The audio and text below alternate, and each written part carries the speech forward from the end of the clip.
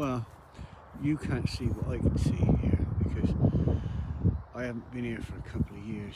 The side of this woodland, they've gone along with a tractor and a massive hedge trimmer, and they've just ripped it all to fucking pieces. You know, so it's probably quite fresh, that's why it looks so devastated. But anyway, I'm not good with change. It's odd, isn't it?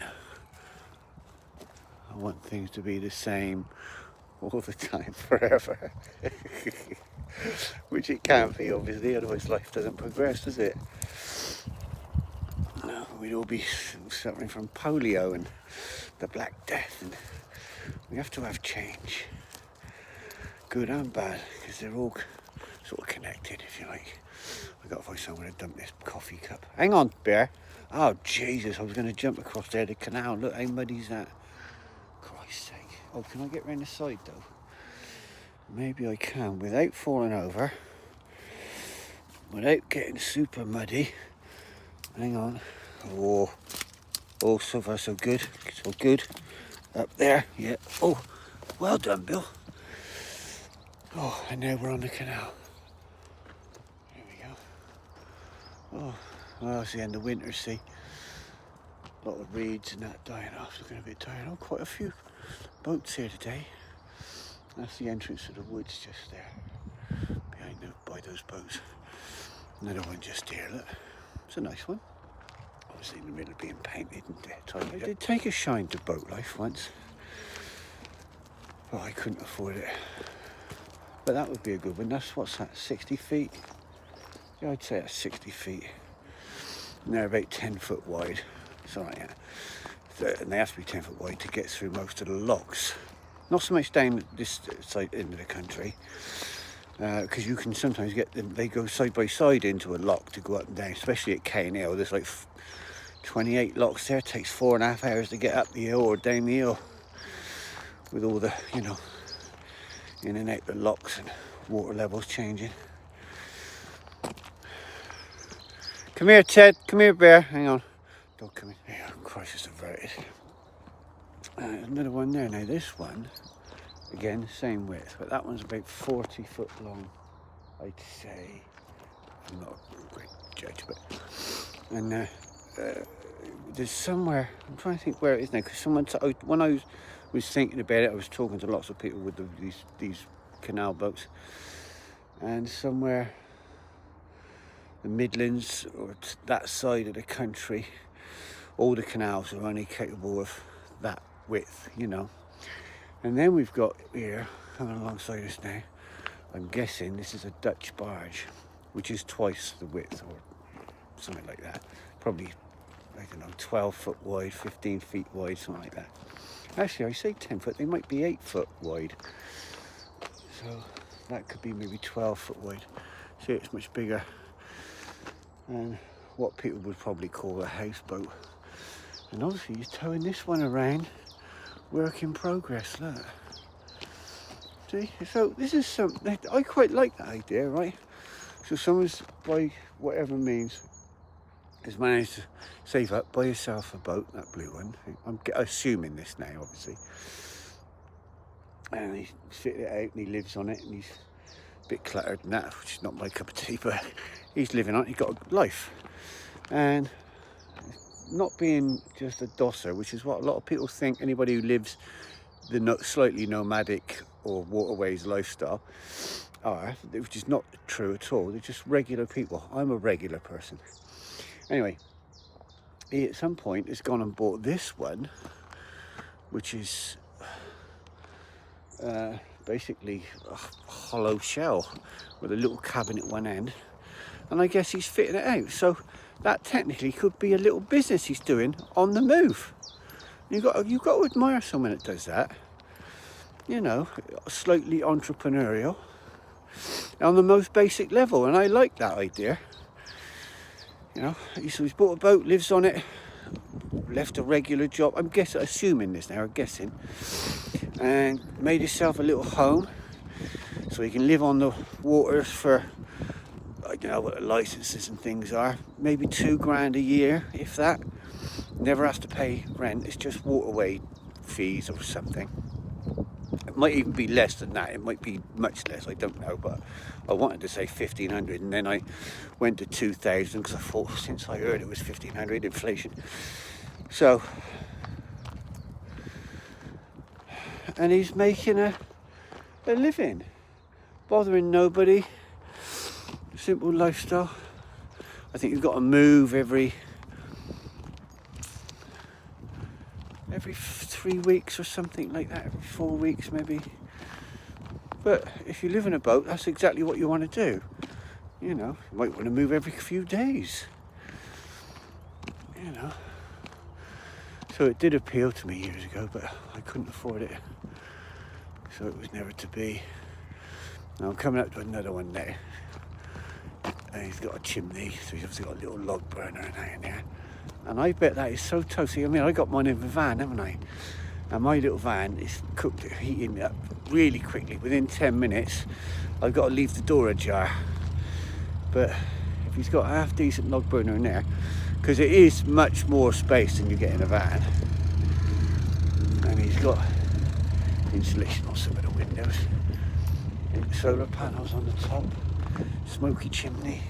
Come on, Ted. Come on, Bear. Nice. I quite like that one. And round windows and that. It's nice. Plenty of solar panels up there, look, which are clearly adjustable to point wherever the sun is. There's quite a few along here today, so that's 3 or 4 I've passed, plus 2 I didn't pass because they were further back. And I got 1, 2, 3, 4 more along here. It's the beginning of spring, you see, so CanalLife could be an option. Winter might be a bit bitter, and it's not uncommon to get iced in. Mine, I knew a girl. She lived on a boat near Devizes, and she stayed at Fox Hangers, I think. And in the winter, they would get iced in. Couldn't move for a couple of months sometimes, you know. But sometimes you just want to be stationary, don't you? Anyway. Oh, this one's got a log burner going. He's only just lit it up, right? Smoky chimney. But I like the smell of it. You smell a proper fire. Oh, that one as well, yeah. You smell a proper fire. It's like a step back in time. You know, 60s, we only had log fires. We had no aircon. We had no central heating. They even have carpets in every room. So it's sort of just nice. I love it. And who doesn't like to sit around and open fire? You know, and in these camper vans and boats and stuff, they'll have a log burner in there with a window, you know, a glass front on it, so you can see the flames. Because seeing the flames is half the magic. Yeah.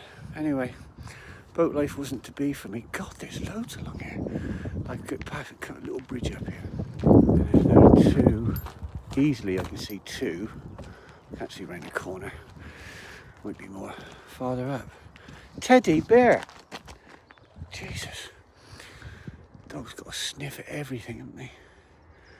I've got one to lead because we're on a path here and we could come across someone else with a dog. And I think that would be quite a romantic lifestyle if you were a young couple. Completely isolated. Got your own detached property, haven't you? You can have a side hatch like this one. It's got a side hatch there. You can open that in the summer onto the pathway. People pass you, say good morning, hello, you know. It's nice. This dog is getting on my nerves now. Come on, you. Here's one of these, if you do go along the Kennet and Avon Canal. This is one of the many, many swing bridges. The one down farther back, near the woods, you can get little tractors and that across on it. Because it's big, you know, it's width of a road and very heavy. This one, just a pedestrian one, obviously, and most of them are like that. But they unclip it, see down there, you unclip it, walk back over the bridge, and then from the other side you can push it and it rotates on a plate. You see, so it's halfway, it's just on the edge of the water, and it rotates round. You get your boat past, jump back on and push the bridge back and then link it up again. So you always leave it as you found it. People that are on holiday, I have seen them open the gate, go through and fuck off and leave them. So if you're this side of the water, you can't get across. You know, somebody from that side, should they be coming that way, back from a walk or whatever, can secure the bridge back in place. You know. Anyway, oh, so 1, 2, four more up there. Busy, start of spring, see, that's what it is. So, on our little walk round, this is just a little plot of land, which was nothing, right? And the locals, all elderly people, I say elderly, they're sort of my age, right? But this is not something I would do, because I just don't have any interest in it. But they've taken a bit of scabby land, they come up here, and they just make it nice. They built a little pond over there somewhere. Oh, they've used a load of wheel hubs. Can you see it in the background there?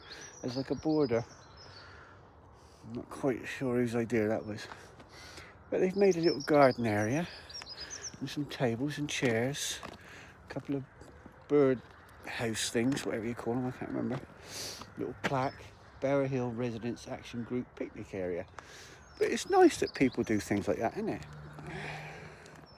As you get older, not necessarily me, but as you get older, it must have your direction in life changes. You're more compassionate about life, I think.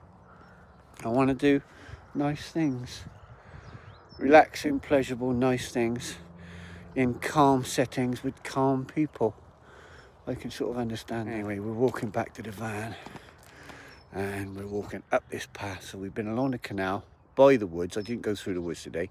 Along the canal, and we're going back up this path, which joins the main road where my van is parked. And there's a couple of benches along there. This was when I first had my stroke and moved here. This was my regular walk because there was so many seats available to me because I couldn't walk very far. You know, it's not great now, but it's, you know, I wouldn't go on a hike or anything like that.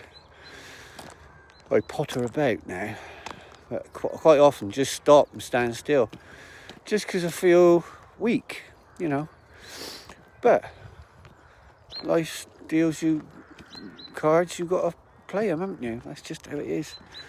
Don't whine and feel sorry for yourself. Just get on with it, or don't, whatever the case may be. Anyway, that's enough for me again today. So,